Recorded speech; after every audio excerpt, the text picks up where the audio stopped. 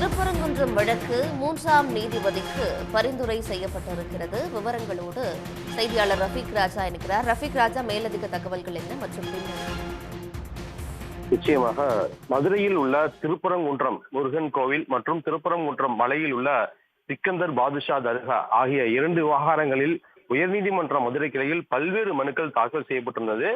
குறிப்பாக திருப்பரங்குன்றம் மலை மீது உள்ள அந்த சிக்கந்தர் பாதுஷா தர்காவில் ஆடு மற்றும் கோழிகளை பலியிடக்கூடாது என்ற பல்வேறு மனுக்களும், அதே போன்று அங்கு ஆடு கோழிகள் பலியிடுவதற்கு எந்த இடையூறுகளையும் அரசு செய்யக்கூடாது என்று உள்ளிட்ட பல்வேறு மனுக்கள் தான் தாக்கல் செய்யப்பட்டிருந்தது.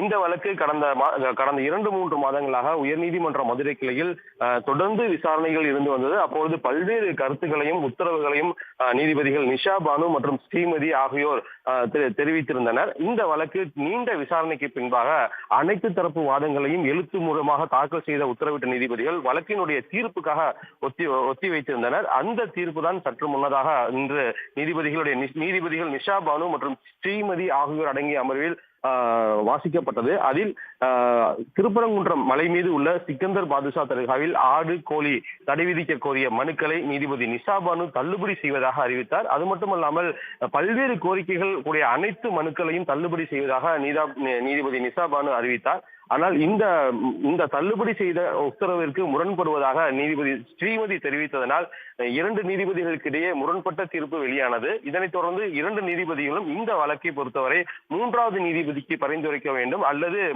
லார்ஜர் பெஞ்ச் என்று சொல்லுவார்கள், புதிய ஒரு பெஞ்ச் புதிய அமர்வு ஒன்று அறிவித்து அந்த பெஞ்சில் இந்த வழக்குகளை விசாரணை செய்வதற்காக தற்போது தலைமை நீதிபதிக்கு 2 நீதிபதிகளுமே பரிந்துரை செய்துள்ளனர். குறிப்பாக இந்த திருப்பரங்குன்றம் முருகன் கோவில் மற்றும் சிக்கந்தர் பாதுஷா தர்கா இந்த விவகாரம் தென் தமிழகத்தில் மிகப்பெரிய ஒரு அதிர்வலைகளை கிளப்பியிருந்தது. இந்த நீதிபதிகள் தான் தொடர்ந்து பல்வேறு கருத்துக்களை தெரிவித்து அமைதியை ஏற்படுத்தியிருந்தனர். தற்போது 2 நீதிபதிகளும் முரண்பட்ட கருத்து தெரிவித்திருப்பதால் புதிய நீதிபதிகளுக்கு தற்போது இந்த வழக்கு செல்ல உள்ளது. நன்றி ரஃபீக் ராஜா, விவரங்களை வழங்கியமைக்கு. உடனுக்குடன் செய்திகளை தெரிந்து கொள்ள சன் நியூஸ் பெல் ஐகானை கிளிக் பண்ணுங்க.